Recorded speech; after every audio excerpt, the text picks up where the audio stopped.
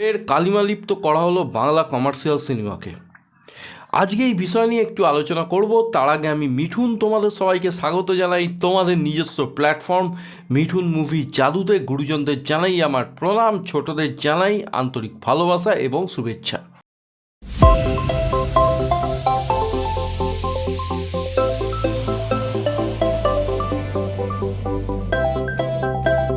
Recently একটি নামী পত্রিকার অনলাইন পোর্টালে মির্জা মুভির রিভিউ প্রকাশ পেয়েছে। একজন রিভিউয়ার কিভাবে একটি মুভিকে রিভিউ করবেন সেটি তার ব্যক্তিগত ব্যাপার, ব্যক্তিগত স্বাধীনতার ব্যাপার। সেখানে হস্তক্ষেপ করাটাকে আমি শোভনীয় বলে মনে করি না। কিন্তু যখন আপনি একটি অনলাইন পোর্টালে একটি সিনেমা সম্বন্ধে আলোচনা করছেন, তখন ভাষার ব্যবহারটা অত্যন্ত শোভনীয় হওয়া উচিত বলেই আমি মনে করি। উনি মির্জা মুভিটিকে সস্তার খিচুড়ি বলেছেন, জওয়ান পাঠানের সস্তা কপি বলেছেন, অঙ্কুশ হাজরাকে গরিবের শাহরুখ খান বলে ব্যঙ্গ বিদ্রূপ করেছেন। বন্ধুরা, তোমরা যারা জওয়ান পাঠান এবং মির্জা এই মুভিগুলো দেখেছো, আমাকে জানাও এই মুভিগুলোর মধ্যে মির্জার সঙ্গে জওয়ান পাঠানের কি কোনো রকম মিল পাওয়া যায় গল্পের লেভেলে, বা মির্জার নায়কের সঙ্গে জওয়ান পাঠানের নায়কের? আমাকে অবশ্যই কিন্তু কমেন্টের মাধ্যমে জানিও। তিনি কৌশিক গঙ্গোপাধ্যায়ের পোশাক দেখে হেসেছেন, তার বিরিয়ানি খাওয়া দেখে বিব্রত বোধ করেছেন, কিন্তু তার অভিনয় দক্ষতা নিয়ে কথা বলার অবকাশটুকু তার হয়নি রিভিউয়ের মধ্যে। তিনি কলকাতার বুকে আন্ডারওয়ার্ল্ড, সিরিয়াল কিলিংসের মতো ঘটনার প্রসঙ্গ টেনে একটা বড় প্রশ্নচিহ্ন তুলে ধরেছেন আমাদের সকলের সামনে। এই প্রসঙ্গে আমি তাকে জানাতে চাই, স্টোনম্যান বা রিসেন্ট সময়ের চেনম্যান এই ঘটনাগুলোর দিকে তিনি যেন একটু আলোকপাত করেন, এবং আন্ডারওয়ার্ল্ড এই প্রসঙ্গে রাইটার ডি ভট্টাচার্যের একটি আর্টিকেল আছে, সেটাও যেন উনি একটু আলোকপাত করে দেখেন। আশা করব তার এই ধ্যান ধারণা কিছুটা হলেও ভেঙে যাবে। তিনি রক্তপাতের প্রসঙ্গ টেনে এনেছেন মির্জা মুভিতে। মির্জা মুভি যদি রক্তপাত দেখায়, মির্জা মুভি যদি সমাজের ক্ষতি করে, তাহলে অ্যানিম্যাল মুভিটি কি করেছিল জানতে বড় ইচ্ছে করে। প্রশ্নটা ছুঁড়ে দিলাম, আশা করি কমেন্টে উত্তরটাও পেয়ে যাব। তিনি মির্জা মুভিটির যাবতীয় খুঁত তুলে ধরেছেন, কিন্তু মুভিটির টেকনিক্যাল ডিপার্টমেন্ট, অ্যাকশান ডিপার্টমেন্ট, অভিনেতাদের পারফরমেন্স, এই কোনো জিনিসই তার চোখে পড়ল না। তিনি ঐন্দ্রিলা সেনকে লেডি ব্রুসলি বলে ব্যঙ্গ করলেন। তার চোখে নারীরা আজকের দিনেও লজ্জাবতী নারী।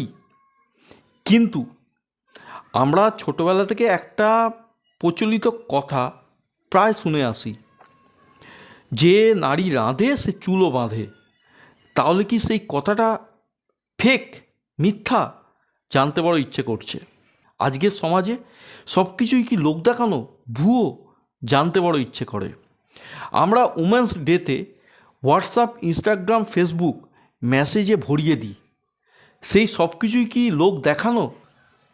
মির্জা মুভির সব খারাপ, কিন্তু সব খারাপের মধ্যেও কিছু ভালো থাকে, সেই ভালোটাও কি ওনার চোখে পড়লো না?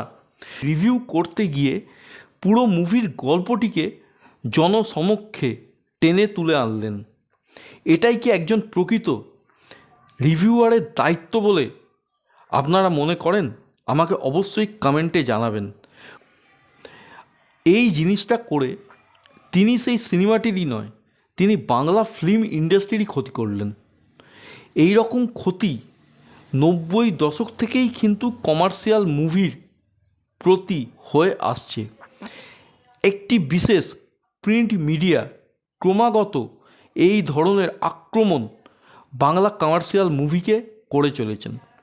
অরণ্যের দিনরাত্রির, সীমাবদ্ধ এই মুভিগুলোর নাম তিনি উল্লেখ করলেন। আমরা যখন পেহেলি দেখি, তখন কি জওয়ান পাঠান এই মুভিগুলোর নাম ভাবতে পারি? আমরা যখন চেন্নাই এক্সপ্রেস দেখি, তখন কি চাক দে ইন্ডিয়ার কথা মনে আনতে পারি না। সুতরাং কমার্শিয়াল মুভি দেখার সময় কমার্শিয়াল সেন্সিবিলিটি নিয়েই দেখা বাঞ্ছনীয় বলে আমার মনে হয়। এই রিভিউয়ারটি বেঙ্গলের কালচার রুট নিয়ে প্রশ্ন তুলেছেন। অবশ্যই বেঙ্গলের কালচার রুট প্রত্যেকটা মুভিতে থাকা উচিত, কিন্তু আমরা যখন দক্ষিণ ভারতের বিক্রম লিও দেখি, সেই মুভিগুলো কি সেই রাজ্যের কালচার রুটকে সঠিকভাবে রিপ্রেজেন্ট করে? প্রশ্নটা ছুঁড়ে দিলাম তোমাদের দিকে, আশা করি যথাযথ উত্তর পাবো কমেন্ট সেকশানে। বন্ধুরা, একজন রিভিউয়ার কিভাবে রিভিউ করবেন, তার ভালো লেগেছে না খারাপ লেগেছে এটা তার ব্যক্তিগত মতামতের ব্যাপার। এই ব্যাপারে আমি বারংবার বলছি, আমার কোনো ব্যক্তিগত মত নেই, কিন্তু একটি মুভিকে রিভিউ করার নামে সেই মুভিটিকে ক্রমাগত আক্রমণ করে যাওয়া, একটি ভালো প্রচেষ্টাকে খাটো করে দেখানো, এটার তীব্র বিরোধিতা আমি করব। আমরা যারা বলি না বাংলা সিনেমার পাশে থাকো, সঙ্গে থাকো, এখনই হয়তো সময় এসেছে বাংলা সিনেমার পাশে থাকার, সাথে থাকার। সোশ্যাল মাধ্যম এখন প্রচণ্ড অ্যাক্টিভ। তোমরা যারা এই রিভিউয়ারের মতের সাথে একমত নাও, সোশ্যাল মাধ্যমকে ব্যবহার করো, সেখানে তোমাদের মতামত অবশ্যই প্রকাশ করো, বা যারা একমত তারাও করতে পারো। কারণ আমার মনে হয় সোশ্যাল মাধ্যমের থেকে শক্তিশালী উইপন এখনকার সময় আর কিচ্ছু নেই। সুতরাং বাংলা সিনেমার পাশে থাকা, সঙ্গে থাকা, এটাই হবে যথার্থভাবে। আজকের ভিডিও এখানেই শেষ করলাম। ভিডিও সম্বন্ধে তোমাদের যদি কোনো মত থাকে কমেন্টে অবশ্যই জানিও। যদি ভিডিও ভালো লাগে লাইক করো, শেয়ার করো, চ্যানেল বা ভিডিও নতুন হলে সাবস্ক্রাইব করো এবং ফার্দার নোটিফিকেশনের জন্যে বেল আইকনটি ক্লিক করো। সকলে ভালো থেকো, সুস্থ থেকো, টেক কেয়ার, বাই বাই।